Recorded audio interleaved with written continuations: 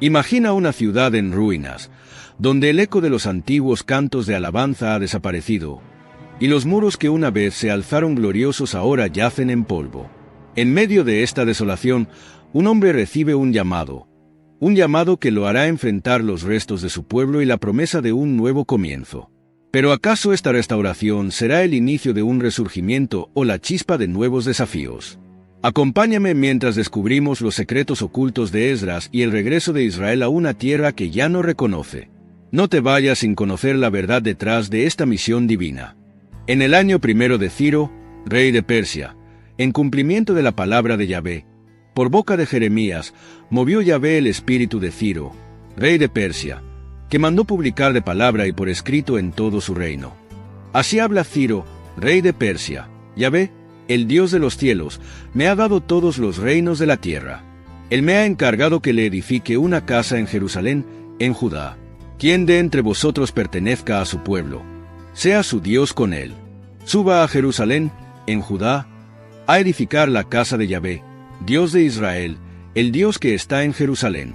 A todo el resto del pueblo, donde residan, que las gentes del lugar les ayuden proporcionándoles plata, oro, hacienda y ganado, así como ofrendas voluntarias para la casa de Dios que está en Jerusalén.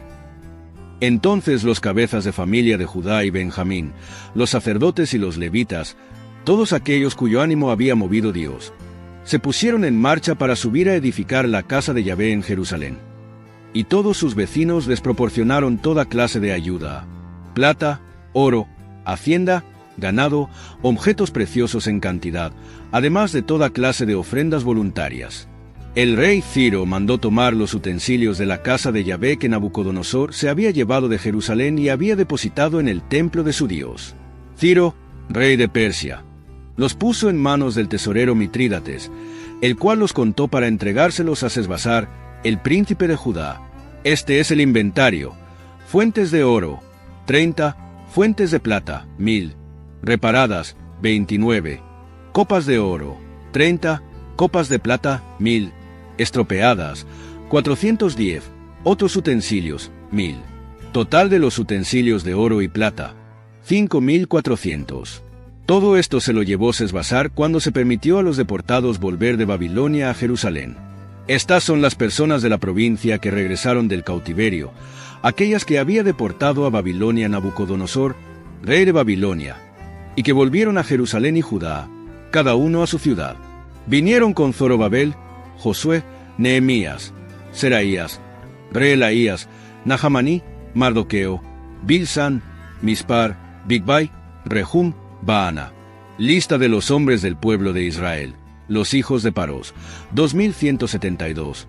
Los hijos de Cefatías, 372. Los hijos de Araj, 775. Los hijos de Pahat Moab, por parte de los hijos de Josué y de Joab, 2812. Los hijos de Elam, 1254. Los hijos de Zatu, 945. Los hijos de Zakkai, 760. Los hijos de Bani, 642. Los hijos de Bebai, 623. Los hijos de Afdad, 1222. Los hijos de Adonicam, 666. Los hijos de Bigvai, 2056. Los hijos de Adín, 454. Los hijos de Ater, de Ezequías, 98. Los hijos de Besai, 323. Los hijos de Yorá, 112. Los hijos de Hasum, 223. Los hijos de Gibar, 95. Los hombres de Belén, 123. Los hombres de Netofá, 56. Los hombres de Anatot, 128. Los hombres de Afmabet, 42. Los hombres de Kiriat Jearim, Kefirá y Birot, 743. Los hombres de Ramá y Geba, 621. Los hombres de Micmas, 122. Los hombres de Betel y de Ai, 223. Los hijos de Nebo, 52. Los hijos de Matbis, 156. Los hijos del otro Elam, 1254. Los hijos de Harim, 320. Los hombres de Lo, Hadid y Ono, 725. Los hombres de Jericó, 345. Los hombres de Senaa, 3630. Sacerdotes. Los hijos de Yedaías, de la casa de Josué, 973, los hijos de Ahime, 1052, los hijos de Pashur, 1247, los hijos de Harim, 1017. Levitas, los hijos de Josué, y de Cadmiel, de los hijos de Odavías, 74. Cantores, los hijos de Asaf, 128. Porteros, los hijos de Sayum, los hijos de Ater, los hijos de Talmón, los hijos de Acub, los hijos de Hatitá, los hijos de Sobai, en total 139. Donados, los hijos de Sijá, los hijos de Jasufá, los hijos de Tabbaot, los hijos de Queros, los hijos de Siaa, los hijos de Padón, los hijos de Lebaná, los hijos de Hagabá, los hijos de Acub, los hijos de Hagab, los hijos de Salmai, los hijos de Hanán, los hijos de Huidel, los hijos de Gahar, los hijos de Reaías, los hijos de Resín, los hijos de Necoda, los hijos de Gazam, los hijos de Usá, los hijos de Paseah, los hijos de Besai, los hijos de Asná, los hijos de los Meunitas, los hijos de los Nefusitas, los hijos de Bakbuk, los hijos de Jacufá, los hijos de Jarjur, los hijos de Baslut, los hijos de Mejidá, los hijos de Jarsa, los hijos de Barcos, los hijos de Sisra, los hijos de Temach, los hijos de Nesiah, los hijos de Hatifá, hijos de los siervos de Salomón, los hijos de Sotai, los hijos de Asoferet, los hijos de Perudá, los hijos de Yaala, los hijos de Darcón, los hijos de Huidel, los hijos de Cefatías, los hijos de Hatil, los hijos de Pokeret Hasebaim, los hijos de Ami. Total de los donados y de los hijos de los siervos de Salomón, 392. Y estos son los que venían de Tel-Melach, Tel-Harsa, Kerub, Adán e Ahime, y que no pudieron probar si su familia y su estirpe eran de origen israelita. Los hijos de Delaías, los hijos de Tobías, los hijos de Necoda, 652. Y entre los sacerdotes, los hijos de Jobaías, los hijos de Acos, los hijos de Barcillai, el cual se había casado con una de las hijas de Barcillai el Gaaladita, cuyo nombre adoptó. Estos investigaron en su registro genealógico, pero no figuraban, por lo cual se les excluyó de sacerdocio como ilegítimos, y el gobernador les prohibió comer de las cosas sacratísimas hasta que no se presentara un sacerdote para el Urim y el Tumim. La asamblea ascendía a 42.360 personas, sin contar sus siervos y siervas en número de 7.337. Tenían también 200 cantores y cantoras. Tenían 736 caballos, 245 mulos, 435 camellos y 6.720 asnos. Algunos de los cabezas de familia, al llegar a la casa de Yahvé en Jerusalén, hicieron ofrendas voluntarias para la casa de Dios, para que fuese reedificada en su mismo emplazamiento. Según sus posibilidades, entregaron al tesoro de la obra 61.000 dracmas de oro, 5.000 minas de plata y 100 túnicas sacerdotales. Los sacerdotes, los levitas y parte del pueblo se establecieron en Jerusalén, los cantores, los porteros y los donados, en sus ciudades respectivas. Todo Israel estaba, pues, en sus ciudades. Llegado el 7º mes, los israelitas estaban ya en sus ciudades y entonces todo el pueblo se congregó como un solo hombre en Jerusalén. Josué, hijo de Josadac, con sus hermanos los sacerdotes, y Zorobabel, hijo de Sealtiel, con sus hermanos, se pusieron a reconstruir el altar del Dios de Israel, para ofrecer en él holocaustos, como está escrito en la ley de Moisés, hombre de Dios. Erigieron el altar en su emplazamiento, a pesar del temor que les infundían los pueblos de la tierra, y ofrecieron en el holocaustos a Yahvé, holocaustos de la mañana y de la tarde. Celebraron la fiesta de las tiendas, según está escrito, con el número de holocaustos cotidianos establecido según el rito de cada día.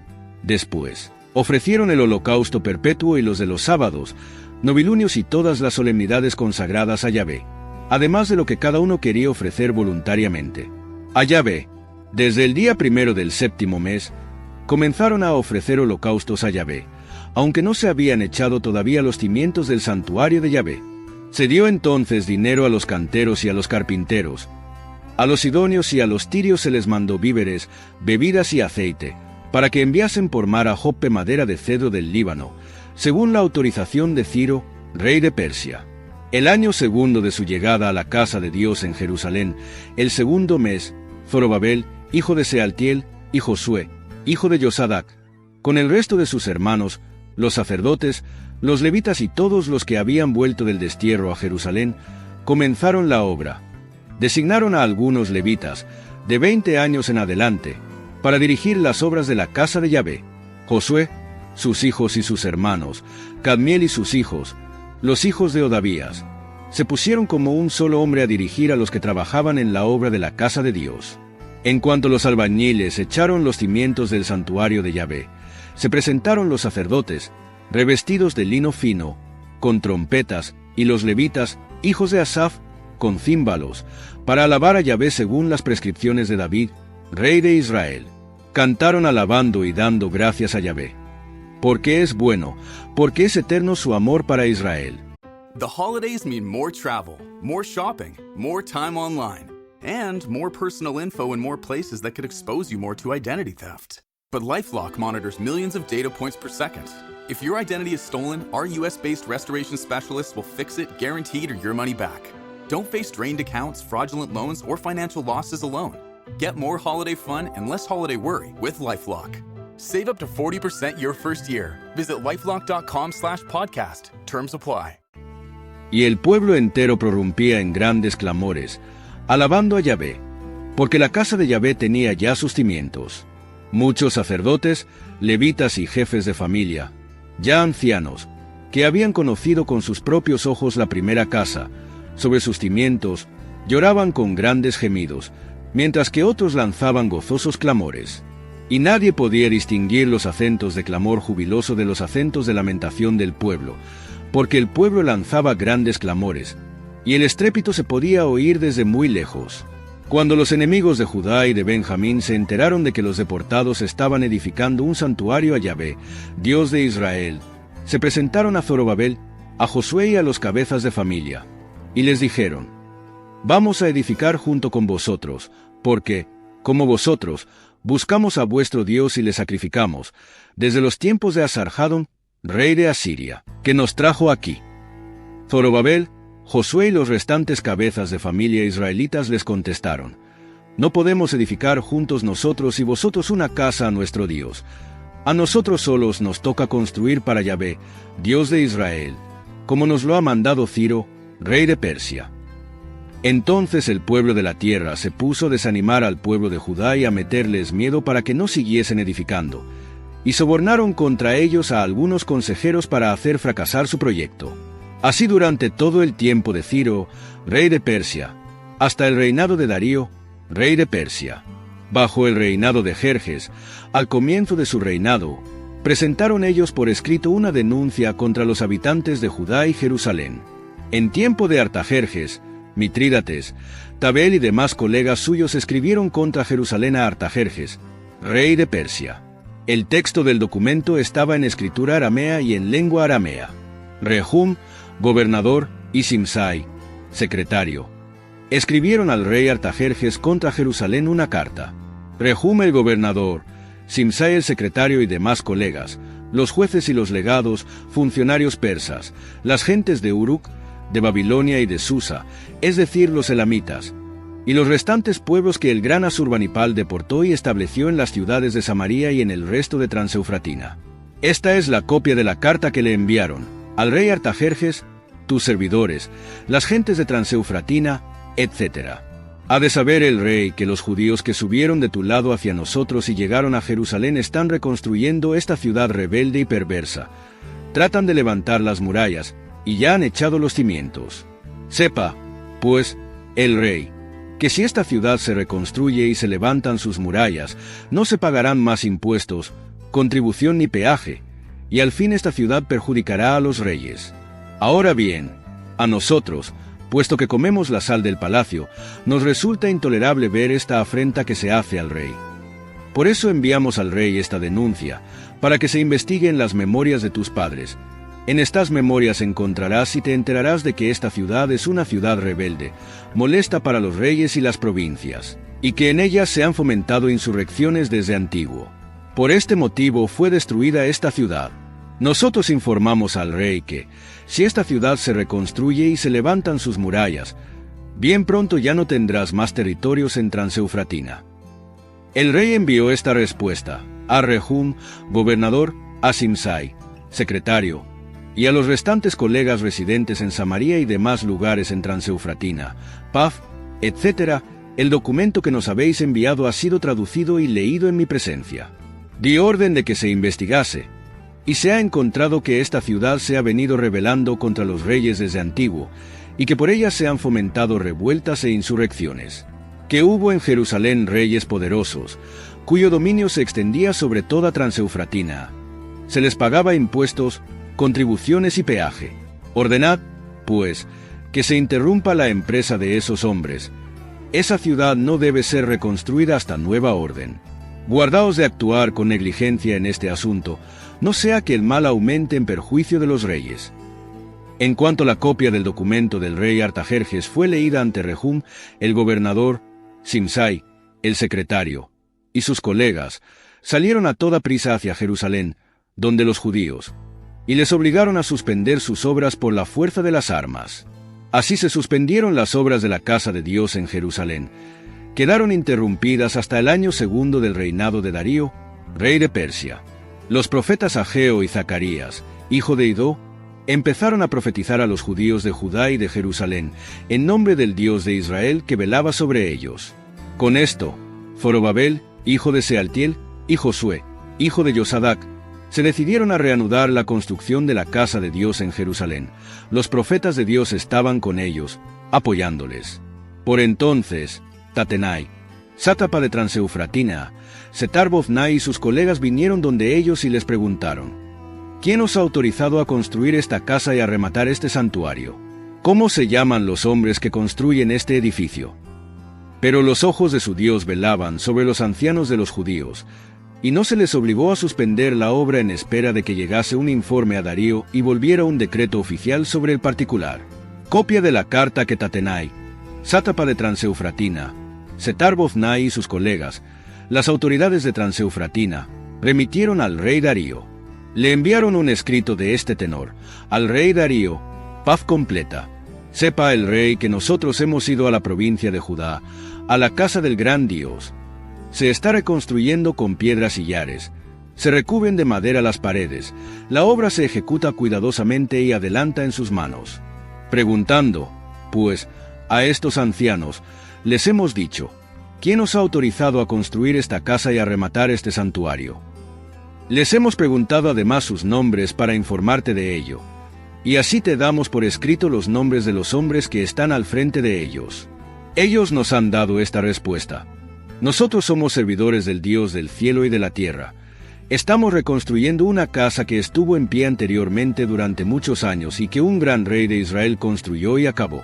Pero nuestros padres irritaron al Dios del cielo, y él los entregó en manos de Nabucodonosor, el caldeo, rey de Babilonia. Sin embargo, el año primero de Ciro, rey de Babilonia, el rey Ciro dio autorización para reconstruir esta casa de Dios. Además, los utensilios de oro y plata de la casa de Dios que Nabucodonosor había quitado al santuario de Jerusalén y había llevado al santuario de Babilonia, el rey Ciro los mandó sacar del santuario de Babilonia y entregar a un hombre llamado Sesbazar, a quien constituyó sátrapa, y le dijo: toma estos utensilios, vete a llevarlos al santuario de Jerusalén y que sea reconstruida la casa de Dios en su emplazamiento. Vino, pues, este Sesbazar y echó los cimientos de la casa de Dios en Jerusalén, y desde entonces hasta el presente se viene reconstruyendo, pero no está acabada. Ahora, pues, si le place al rey, investíguese en el departamento del tesoro del rey de Babilonia si es verdad que el rey Ciro dio autorización para reconstruir esta casa de Dios en Jerusalén, y que se nos remita la decisión del rey sobre este asunto. Entonces, por orden del rey Darío, se investigó en los archivos del tesoro conservado allí en Babilonia, y se encontró en Ecbátana, la fortaleza situada en la provincia de los Medos, un rollo cuyo tenor era el siguiente: memorándum. El año primero del rey Ciro, el rey Ciro ha ordenado: casa de Dios en Jerusalén. La casa será construida como lugar donde se ofrezcan sacrificios y sus fundamentos quedarán establecidos. Su altura será de 60 codos, su anchura de 60 codos. Habrá 3 hileras de piedras de sillería y una de madera. Los gastos serán costeados por la casa del rey. Además, Los utensilios de oro y plata de la casa de Dios, que Nabucodonosor sacó del santuario de Jerusalén y se llevó a Babilonia, serán restituidos, para que todo vuelva a ocupar su lugar en el santuario de Jerusalén y vuelva a ser colocado en la casa de Dios. Ahora, pues, Tatenai, sátrapa de Transeufratina, Setar-Boznai y vosotros, sus colegas, las autoridades de Transeufratina, retiraos de allí. Dejad trabajar en esta casa de Dios al sátrapa de Judá y a los ancianos de los judíos, y que reconstruyan esa casa de Dios en su emplazamiento. Estas son mis órdenes acerca de vuestro proceder con los ancianos de los judíos para la reconstrucción de esa casa de Dios. De los fondos reales de los impuestos de Transeufratina, se les pagarán a esos hombres los gastos exactamente y sin interrupción. Lo que necesiten para holocaustos de Dios del cielo, novillos, carneros y corderos, así como trigo, sal, vino y aceite, se les proporcionará sin falta cada día, según las indicaciones de los sacerdotes de Jerusalén, para que se ofrezcan al Dios del cielo ofrendas agradables y se ruegue por la vida del rey y de sus hijos. Ordeno, además, lo siguiente: a todo aquel que no cumpla este edicto, le será arrancada de su casa una viga, se le amarrará a ella y será azotado. En cuanto a su casa, será reducida, por este delito, a un montón de escombros. Y el Dios que ha puesto allí la morada de su nombre, aplaste a todo aquel rey o pueblo que trate de transgredir esto, destruyendo esa casa de Dios en Jerusalén. Yo, Darío, he promulgado este decreto. Sea ejecutado exactamente. Entonces Tatenai, sátrapa de Transeufratina, Setar-Boznai y sus colegas ejecutaron exactamente las instrucciones mandadas por el rey Darío. Así, los ancianos de los judíos continuaron reconstruyendo con éxito, según la profecía de Ageo el profeta, y de Zacarías, hijo de Iddo. Llevaron a término la construcción según la orden del Dios de Israel y la orden de Ciro y de Darío. Esta casa fue terminada el día 23 del mes de Adar, el año sexto del reinado del rey Darío.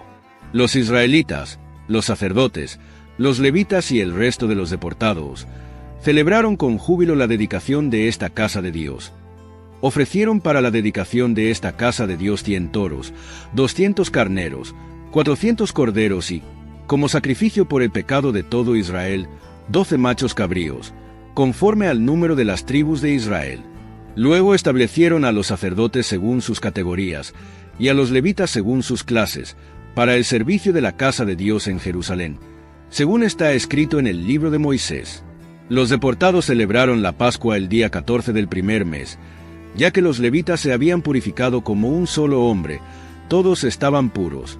Inmolaron, pues, la Pascua para todos los deportados, para sus hermanos los sacerdotes y para sí mismos.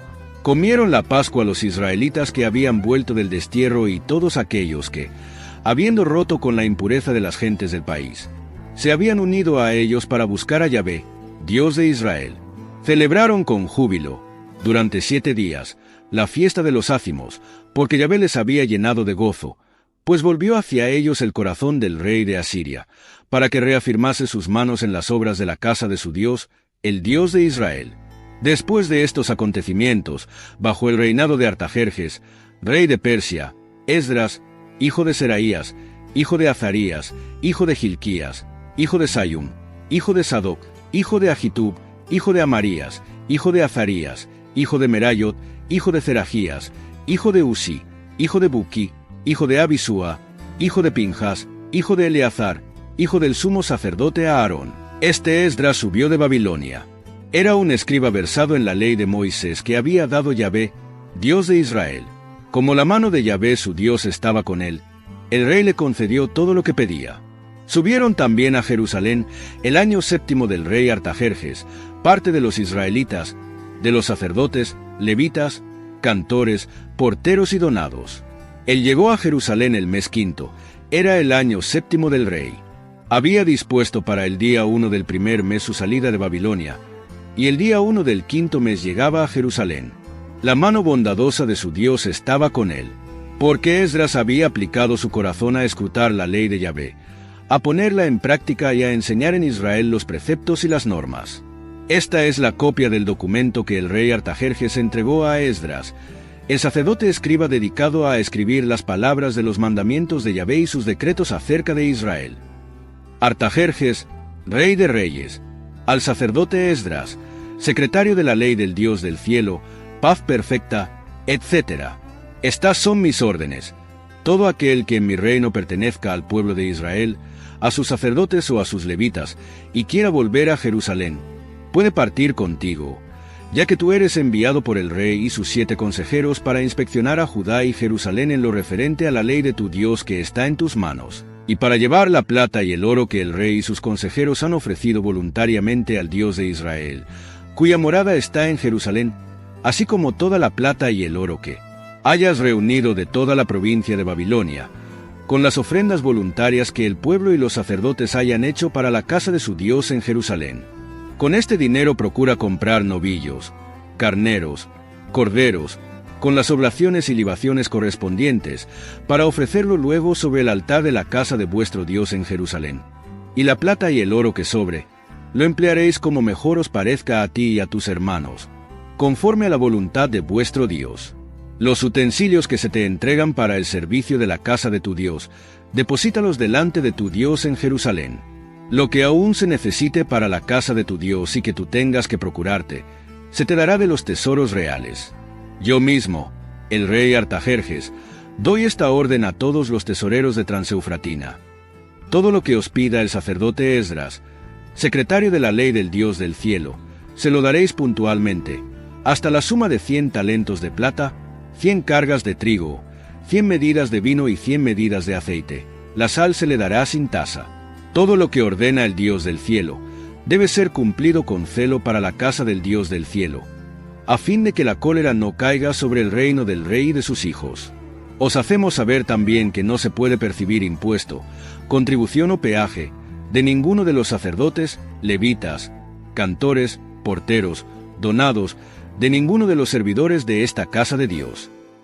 Y tú, Esdras, conforme a la sabiduría de tu Dios, que posees, establece escribas y jueces que administren la justicia a todo el pueblo de Transeufratina, a todos los que conocen la ley de tu Dios.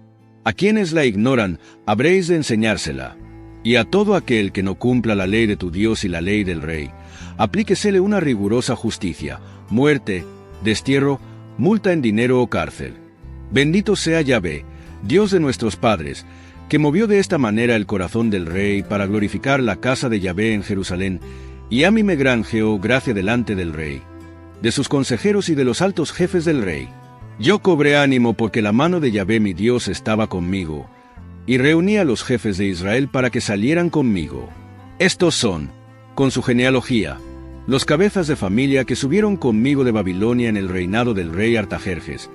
De los hijos de Pinjas, Gersón; de los hijos de Itamar, Daniel; de los hijos de David, Hattus, hijo de Secanías; de los hijos de Pardos, Zacarías, con el que fueron registrados 150 varones; de los hijos de Pahat Moab, Elioenai, hijo de Zerajías, y con él 200 varones; de los hijos de Zatu, Secanías, hijo de Yahaziel, y con él 300 varones; de los hijos de Adín, Ebed, hijo de Jonatán, y con él 50 varones; de los hijos de Elam, Isaías, hijo de Atalías, y con él 70 varones; de los hijos de Cefatías, Zebadías, hijo de Miguel, y con él 80 varones; de los hijos de Joab, Abdías, hijo de Yehiel, y con él 218 varones; de los hijos de Bani, Selomit, hijo de Josifías, y con él 160 varones; de los hijos de Bebai, Zacarías, hijo de Bebai, y con él 28 varones; de los hijos de Afdad, Johanán, hijo de Acadán, y con él 110 varones; de los hijos de Adonicam, los últimos, cuyos nombres son Elifelet, Jeiel y Semaías, y con ellos 60 varones; y de los hijos de Bigvai, Utai, hijo de Zabud, y con él 70 varones. Yo los reuní junto al río que corre hacia Abba. Allí acampamos 3 días. Observé que había laicos y sacerdotes, pero no encontré ningún levita. Entonces llamé a Eliezer, Ariel, Semaías, Elnatán, Yarib, Elnatán, Natán, Zacarías, y Mesuyam, hombres discretos, y les mandé donde Idó, jefe de la localidad de Casifías. Puse en su boca las palabras que habían de decir a Idó y a sus hermanos, establecidos en la localidad de Casifías, para que nos proporcionaran ministros para la casa de nuestro Dios. Y gracias a la mano bondadosa de nuestro Dios que estaba con nosotros, nos trajeron a un hombre experto, de los hijos de Mahli, hijo de Leví, hijo de Israel, a Serebías, con sus hijos y hermanos, 18 hombres, además a Hasabías, y con él a su hermano Isaías, de los hijos de Merari, y sus hijos, 20 hombres. Y de los donados que David y los jefes habían destinado al servicio de los levitas, 220 donados. Todos ellos fueron designados nominalmente. Allí, a orillas del río Ahava, proclamé un ayuno para humillarnos delante de nuestro Dios y pedirle un viaje feliz para nosotros, nuestros hijos y nuestros bienes. Pues me daba vergüenza solicitar del rey tropa y gente de a caballo para protegernos del enemigo en el camino. Por el contrario, habíamos declarado al rey: la mano de nuestro Dios está, para bien, con todos los que le buscan, y su poder y su cólera sobre todos los que le abandonan. Ayunamos, pues, buscando a nuestro Dios por esta intención, y él nos atendió. Elegí a 12 jefes de los sacerdotes, y además a Serebías y Hasabías, y con ellos a 10 de sus hermanos. Les pesé la plata, el oro y los utensilios, ofrendas que el rey, sus consejeros, sus jefes y todos los israelitas que se encontraban allí habían reservado para la casa de nuestro Dios. Pesé y les entregué 650 talentos de plata, 100 utensilios de plata de 2 talentos, 100 talentos de oro, 20 copas de oro de 1000 dáricos y 2 objetos de hermoso bronce dorado, preciosos como el oro. Y les dije: vosotros estáis consagrados a Yahvé, estos utensilios son sagrados. Esta plata y este oro son una ofrenda voluntaria a Yahvé, Dios de nuestros padres. Vigilad y guardadlos hasta que los peséis ante los jefes de los sacerdotes y de los levitas y los cabezas de familia de Israel, en Jerusalén, en las cámaras de la casa de Yahvé. Los sacerdotes y levitas tomaron entonces la plata, todo lo que había sido pesado, el oro y los utensilios, para llevarlos a Jerusalén, a la casa de nuestro Dios. El día 12 del primer mes partimos del río Ahava para ir a Jerusalén. La mano de nuestro Dios estaba con nosotros y nos salvó en el camino de la mano de enemigos y salteadores. Llegamos a Jerusalén y descansamos allí 3 días. El cuarto día, la plata, el oro y los utensilios fueron pesados en la casa de nuestro Dios y entregados al sacerdote Meremot, hijo de Urías, con quien estaba Eleazar, hijo de Pinjas. Les acompañaban los levitas Jozabad, hijo de Josué, y Noadías, hijo de Binwi. Todo se contó y se pesó, y se registró su peso total.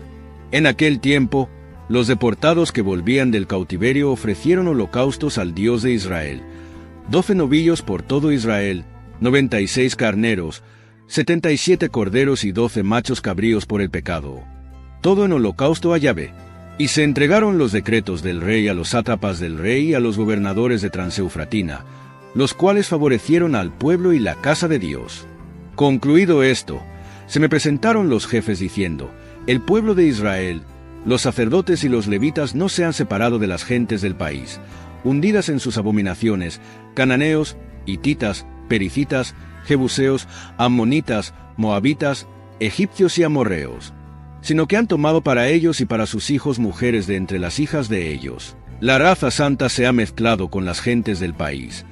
Los jefes y los consejeros han sido los primeros en esta rebeldía.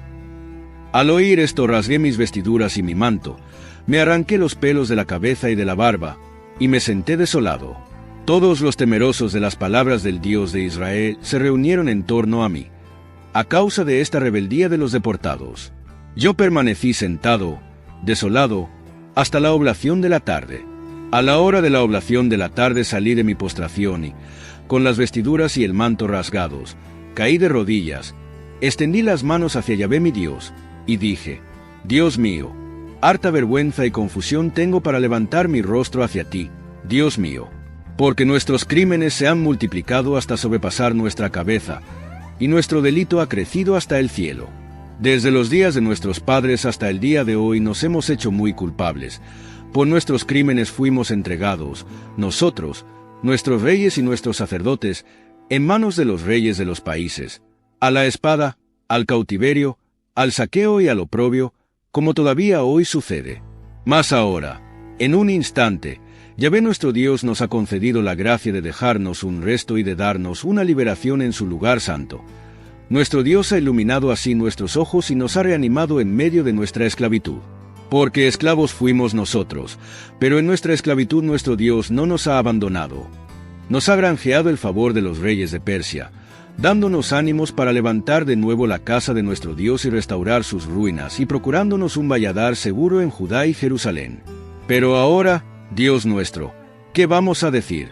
Sí, después de todo esto, hemos abandonado tus mandamientos, que por medio de tus siervos los profetas tú habías prescrito en estos términos. La tierra en cuya posesión vais a entrar es una tierra manchada por la inmundicia de las gentes de la tierra, por las abominaciones con que la han llenado de un extremo a otro con su impureza.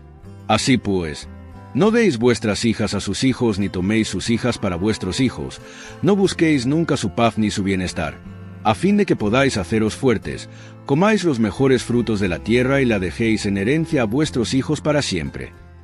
Mas después de todo lo que nos ha sobrevenido por nuestras malas acciones y nuestras culpas, y eso que tú, Dios nuestro, has disminuido nuestros crímenes y nos has concedido esta liberación, ¿hemos de volver a violar tus mandamientos, emparentándonos con estas gentes abominables? ¿No te irritarías tú contra nosotros hasta exterminarnos sin que quedara resto ni salvación? Yahvé, Dios de Israel, justo eres, pues un resto nos hemos salvado, como en el caso presente. Aquí estamos ante ti, con nuestro delito, pues por su causa nadie resiste en tu presencia. Mientras Esdras, llorando y prosternado ante la casa de Dios, oraba y hacía esta confesión, una inmensa asamblea de Israel, hombres, mujeres y niños, se había reunido en torno a él, y este pueblo lloraba copiosamente. Entonces, Secanías, hijo de Jehiel, de los hijos de Elam, dijo a Esdras: Hemos sido rebeldes a nuestro Dios, casándonos con mujeres extranjeras, tomadas de entre las gentes del país. Ahora bien, a pesar de ello, todavía hay una esperanza para Israel. Hagamos alianza con nuestro Dios de despedir a todas las mujeres extranjeras y a los hijos nacidos de ellas, conforme al consejo de mi Señor y de los temerosos de los mandamientos de nuestro Dios. Hágase según la ley. Levántate, que este asunto te incumbe a ti. Nosotros estaremos a tu lado. Ánimo y manos a la obra. Entonces Esdras se levantó e hizo jurar a los jefes de los sacerdotes y de los levitas y a todo Israel que harían conforme a lo dicho, y lo juraron. Luego Esdras se retiró de delante de la casa de Dios y se fue al aposento de Jehohanán, hijo de Eliasib, donde pasó la noche sin comer pan ni beber agua, haciendo duelo a causa de la rebeldía de los deportados. Se publicó un bando en Judá y Jerusalén a todos los deportados para que se reunieran en Jerusalén. Todo aquel que no viniera en el plazo de 3 días, según el consejo de los jefes y de los ancianos, vería consagrada al anatema toda su hacienda y sería él mismo excluido de la asamblea de los deportados. Todos los hombres de Judá y de Benjamín se reunieron, pues, en Jerusalén en el plazo de 3 días. Era el día 20 del mes 9. Todo el pueblo se situó en la plaza de la casa de Dios, temblando debido al caso, y también porque llovía a cántaros. Entonces el sacerdote Esdras se levantó y les dijo: Habéis sido rebeldes al casaros con mujeres extranjeras, aumentando así el delito de Israel. Ahora, pues, dad gracias a Yahvé, Dios de vuestros padres, y cumplid su voluntad separándoos de las gentes del país y de las mujeres extranjeras. Toda la asamblea respondió en alta voz: Sí, haremos como tú dices, solo que el pueblo es numeroso, y estamos en la estación de las lluvias, no podemos soportar la intemperie. Además, no se trata de una cosa de un día o 2, porque somos muchos los que hemos incurrido en este pecado. Nuestros jefes podrían representar a toda la asamblea. Todos los que en nuestras ciudades se hayan casado con mujeres extranjeras, vendrían a plazos fijados, acompañados de los ancianos y los jueces de cada ciudad, hasta que hayamos apartado de nosotros el furor de la cólera de nuestro Dios por causa de este asunto. Solo Jonatán, hijo de Asael, y Jahzeías, hijo de Tikva, se opusieron a esto, apoyados por Mesuyam y el levita Sabtai. Los deportados actuaron según lo convenido. El sacerdote Esdras escogió como colaboradores a los cabezas de familia, según sus casas, todos ellos designados nominalmente. Se comenzaron las sesiones para examinar el caso el día 1 del 10º mes. Y el día 1 del primer mes se había terminado ya con todos los hombres que estaban casados con mujeres extranjeras. Entre los sacerdotes, Se halló que se habían casado con mujeres extranjeras los siguientes, entre los hijos de Josué, hijo de Yosadac, y entre sus hermanos, Maaseías, Eliezer, Yarib y Gedalías. Estos se comprometieron bajo juramento a despedir a sus mujeres, y ofrecieron por su delito un carnero en sacrificio de reparación. Entre los hijos de Ahime, Hananí y Zebadías. Entre los hijos de Harim, Maaseías, Elías, Semaías, Jehiel y Utzías. Entre los hijos de Pashur, Elioenai, Maaseías, Ismael, Natanael, Jozabad y Elasa. Entre los levitas, Jozabad, Simí, Kelaías, es decir, Kelitá, Petajías, Judá y Eliezer. Entre los cantores, Eliasib y Zaccur. Entre los porteros, Sayum, Telem y Uri. Entre los israelitas, de los hijos de Parós, Ramías, Yitzías, Malquías, Miyamín, Eleazar, Malquías y Benaías. De los hijos de Elam, Mattanías, Zacarías, Jehiel, Abdi, Jeremot y Elías. De los hijos de Zatu, Elioenai, Eliasib, Mattanías, Jeremot, Zabad y Aziza. De los hijos de Bebai, Jehohanán, Hananías, Zabbai, Atlai. De los hijos de Bigbai, Mesuyam, Mayuk, Jedaías, Yasub, Yisal, Jeremot. De los hijos de Pahat Moab, Adná, Kelal, Benaías, Maaseías, Mattanías, Besalel, Binwi y Manasés. De los hijos de Harim, Eliezer, Yisías, Malquías, Semaías, Simeón. Benjamín, Mayuk, Semarías. De los hijos de Hasum, Matenai, Matatá, Zabad, Elifelet, Jeremai, Manasés, Simí. De los hijos de Bani, Maadai, Amram, Joel, Benaías, Bedías, Kelaías, Banías, Meremot, Eliasib, Mattanías, Matenai y Yaasai. De los hijos de Binwi, Simí, Selemías, Natán y Adaías. De los hijos de Zaccai, Sasai, Sarai, Azareel, Selemías, Semarías, Sayum, Amarías, José. De los hijos de Nebo, Jeiel, Mattitías, Zabad, Zebina, Yadai, Joel, Benaías. Todos estos se habían casado con mujeres extranjeras, pero despidieron tanto a las mujeres como a sus hijos. Análisis profundo del libro de Esdras. El libro de Esdras se sitúa en un periodo profundamente significativo para la historia del pueblo de Israel, tras uno de los momentos más trágicos de su existencia, el exilio babilónico. En el año 586 a.C., Nabucodonosor, el poderoso rey de Babilonia, invadió Jerusalén. Su ataque no solo significó una derrota militar, sino un golpe espiritual y cultural devastador, ya que los babilonios destruyeron el templo de Jerusalén, símbolo central de la fe y la identidad israelita. Este acto significaba mucho más que la destrucción de un edificio. Representaba la aparente ausencia de Dios, ya que el templo era considerado su morada en la tierra y el lugar de conexión más íntimo con Él. Además de la destrucción del templo, gran parte de la élite israelita, incluyendo a los sacerdotes, profetas y líderes, fue llevada a Babilonia como prisioneros, una práctica común en las conquistas de Nabucodonosor para consolidar el control sobre los pueblos subyugados. Este exilio, conocido como el cautiverio babilónico, duró aproximadamente 50 años y tuvo un efecto duradero en la identidad y la espiritualidad de los israelitas.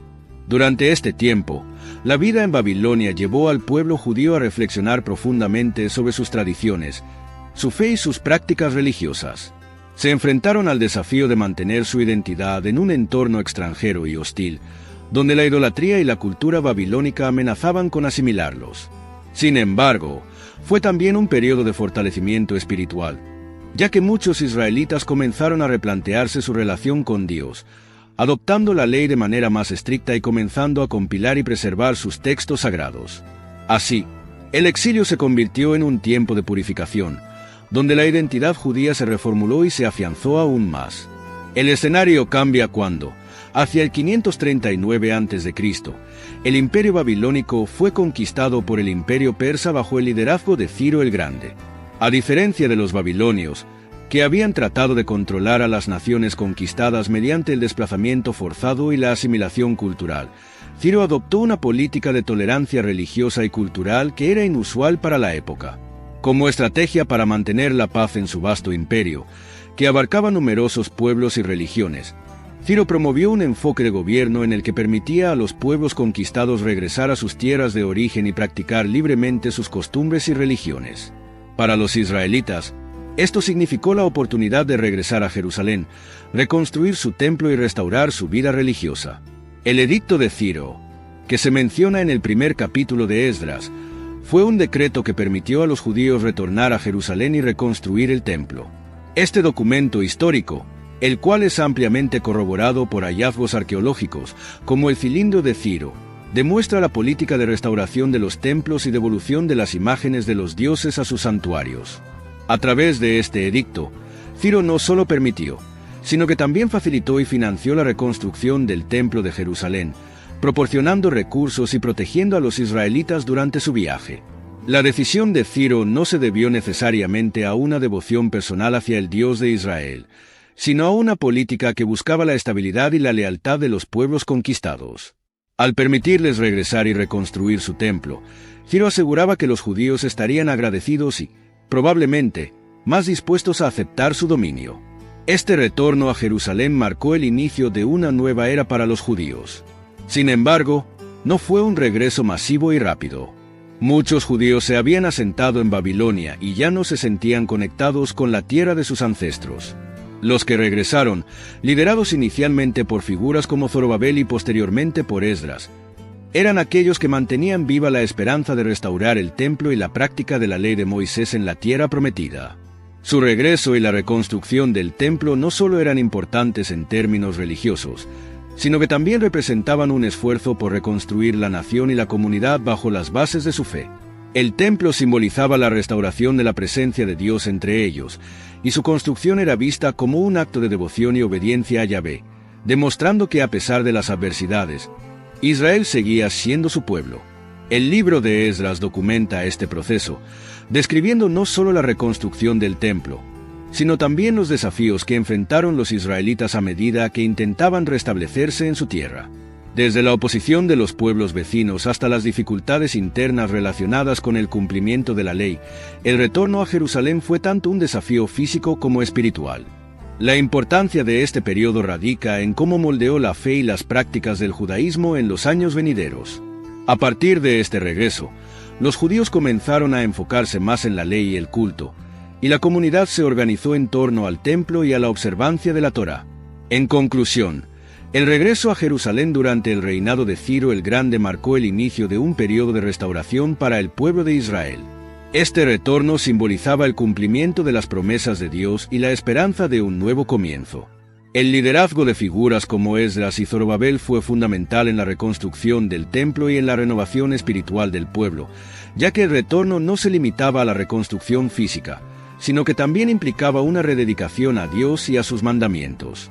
El libro de Esdras nos muestra cómo, incluso después de tiempos de castigo y exilio, Dios sigue siendo fiel a su pueblo y está dispuesto a restaurarlo, dándole la oportunidad de renacer y renovar su relación con él. La primera parte del libro de Esdras se dedica a narrar el retorno de los exiliados a Jerusalén y la reconstrucción del templo, un proyecto liderado inicialmente por Zorobabel y motivado por el decreto de Ciro. Esta reconstrucción no fue solo un esfuerzo arquitectónico para restaurar un edificio emblemático. El templo de Jerusalén representaba la presencia de Dios entre su pueblo y era el centro de su vida espiritual y comunitaria. El templo era el lugar donde se ofrecían los sacrificios y donde el pueblo se encontraba con Dios, especialmente en las grandes festividades. Su destrucción había dejado a los israelitas sin un centro de adoración, un vacío que no solo era físico, sino también espiritual. Al permitir la reconstrucción del templo, el propósito de Esdras no era solo volver a edificar una estructura, sino recuperar el centro espiritual de Israel.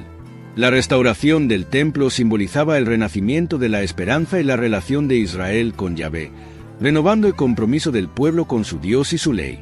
La reconstrucción también tenía implicaciones nacionales y culturales. El templo era el símbolo de la identidad judía y su conexión con la tierra de Israel. La edificación de este lugar sagrado era, por lo tanto, un signo de restauración y reafirmación de su pacto con Dios, y señalaba que el tiempo de juicio y castigo, reflejado en el exilio, había concluido. Con el templo restaurado, El pueblo podía ahora centrarse en restablecer sus prácticas religiosas y celebrar sus ritos de adoración en la casa de Dios, fortaleciendo su cohesión como comunidad. La segunda parte del libro de Esdras introduce al propio Esdras, un escriba y sacerdote devoto a la ley de Moisés, quien llega a Jerusalén varios años después de que el templo haya sido reconstruido. Esdras no solo tenía un papel de liderazgo espiritual, sino que también era un reformador que buscaba guiar al pueblo en una renovación de su compromiso con la ley de Dios.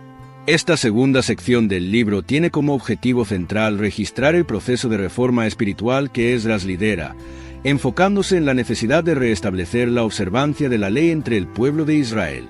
Durante el exilio, muchos israelitas habían adoptado prácticas y costumbres de los pueblos vecinos, incluyendo matrimonios mixtos con mujeres extranjeras que a menudo traían consigo influencias religiosas ajenas.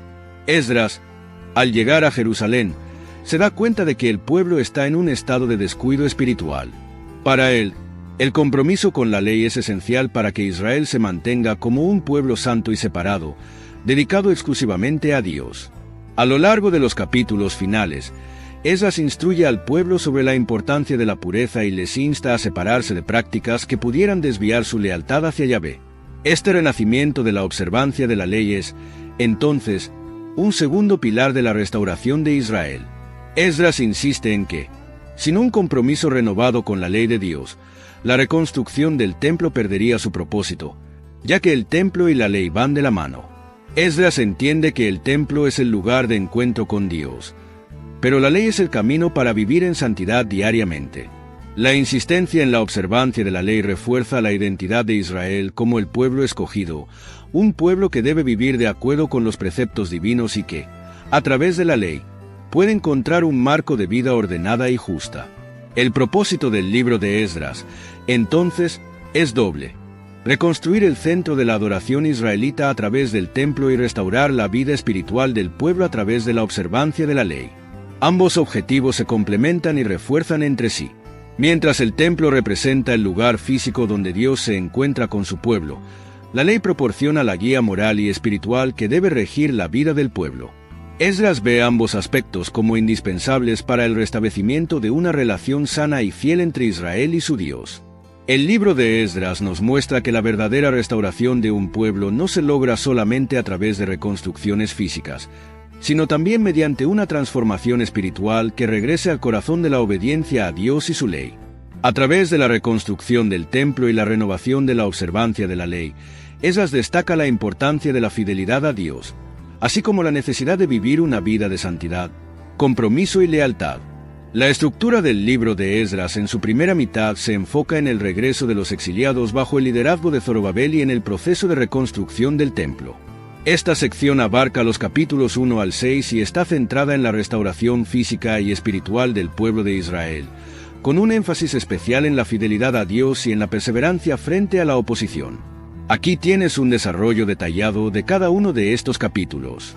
El libro de Esdras comienza con un suceso significativo: el decreto del rey Ciro de Persia, que permite a los judíos exiliados regresar a Jerusalén y reconstruir el templo. Este decreto no solo inicia el retorno físico de los judíos a su tierra, sino que también simboliza el cumplimiento de las promesas proféticas y la intervención divina en los asuntos humanos. En este capítulo, se enfatiza que Dios mismo ha movido el corazón de Ciro para que emita este decreto. Este acto de Dios muestra que, aunque Israel estaba bajo el dominio persa, él aún estaba obrando en favor de su pueblo, utilizando a los reyes y gobernantes de otras naciones para cumplir sus propósitos. Además, el capítulo detalla cómo Ciro devuelve los utensilios sagrados que Nabucodonosor había llevado de Jerusalén a Babilonia, restaurando así la dignidad del culto a Yahvé. Este capítulo presenta un censo detallado de las familias y líderes que regresan a Jerusalén. La lista incluye nombres de familias, sacerdotes, levitas y otros grupos que desempeñarían roles esenciales en la reconstrucción del templo y en la vida comunitaria. El detalle de los nombres y el número de personas refleja el compromiso de aquellos que decidieron regresar para reconstruir no solo un templo, sino también la comunidad judía en la tierra de Israel. Es un acto de dedicación y sacrificio, ya que muchos habían ya establecido nuevas vidas en Babilonia.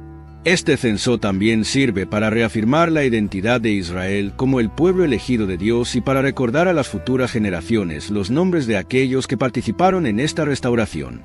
Estos capítulos narran los primeros pasos en la reconstrucción del templo, comenzando con la restauración del altar en Jerusalén, lo cual permite al pueblo ofrecer sacrificios a Yahvé. El altar es restablecido antes de la construcción del templo mismo, destacando la prioridad del culto y la adoración. Posteriormente, la construcción del templo inicia con gran entusiasmo y se celebra una ceremonia de puesta de los cimientos, un momento de profunda emoción y esperanza para los que han regresado. Sin embargo, pronto aparece la oposición. Los pueblos vecinos, incluidos samaritanos y otras comunidades locales, intentan detener la construcción del templo, ya que ven la restauración de Jerusalén como una amenaza. Estos enemigos buscan disuadir a los constructores mediante tácticas de miedo y hasta sobornos. Envían cartas a los reyes persas acusando a los judíos de querer rebelarse. Este intento de detener la obra muestra cómo las amenazas externas y la hostilidad pueden desafiar la fe y la perseverancia del pueblo. Esta oposición también revela la importancia del liderazgo firme y la fe en Dios, ya que los judíos deben mantenerse enfocados en su misión a pesar de los intentos de intimidación. Después de una pausa en la construcción debido a la oposición, los profetas Ageo y Zacarías intervienen para motivar al pueblo y reavivar la obra de reconstrucción. La obra había sido suspendida por algún tiempo, pero la palabra de Dios, transmitida por estos profetas, impulsa a los líderes y a los exiliados a recomenzar con renovado fervor. Ageo y Zacarías recuerdan al pueblo que Dios está con ellos y que su misión es sagrada. Este capítulo destaca el papel crucial de la profecía en la vida de Israel y cómo el pueblo responde a la voz de Dios cuando es llamado a actuar. Es un recordatorio de que, aunque existen obstáculos y dificultades, la obediencia a Dios debe ser la prioridad. La presencia de los profetas también resalta la dependencia del pueblo de la dirección divina para llevar a cabo la misión que se les ha encomendado. Algunos enemigos del pueblo judío escriben una carta al nuevo rey, Darío, cuestionando la legitimidad de la reconstrucción del templo. En respuesta, Darío ordena una investigación para confirmar si el decreto de Ciro efectivamente autorizaba esta reconstrucción. Cuando se verifica el decreto, Darío no solo confirma el derecho de los israelitas a construir el templo, sino que también decreta que se les proporcione el apoyo financiero necesario de los fondos del imperio para completar la obra. Con este respaldo, el pueblo completa la reconstrucción del templo y celebra una ceremonia de dedicación con gozo, ofreciendo sacrificios a Yahvé y restaurando las prácticas rituales en el nuevo templo. La dedicación del templo marca un momento de renovación espiritual para Israel. Después de años de exilio y de estar alejados de su tierra, el pueblo puede ahora adorar nuevamente en el templo y celebrar la Pascua, recordando su liberación de Egipto y renovando su identidad como el pueblo de Dios. La finalización del templo y su dedicación simbolizan la restauración del pacto entre Dios e Israel. El templo no es solo una estructura, es el lugar donde Dios habita entre su pueblo y donde se renueva la comunión y la adoración. La reconstrucción y dedicación también muestran que, a pesar de la adversidad, la fidelidad a Dios y la obediencia a sus mandatos llevan a la restauración y la bendición. En resumen, los capítulos 1 al 6 de Esdras relatan el proceso de regreso y la reconstrucción del templo bajo la guía de líderes como Zorobabel y con el respaldo de los reyes persas. Este retorno y la reconstrucción enfrentan diversos desafíos, pero la perseverancia del pueblo y su fe en Dios, junto con la intervención divina a través de líderes y profetas, permiten que la obra se complete. Este proceso no solo restaura el centro de la vida religiosa de Israel, sino que reafirma la relación de Israel con Dios y establece un ejemplo de cómo la obediencia y la fidelidad pueden superar la oposición y conducir a la renovación espiritual.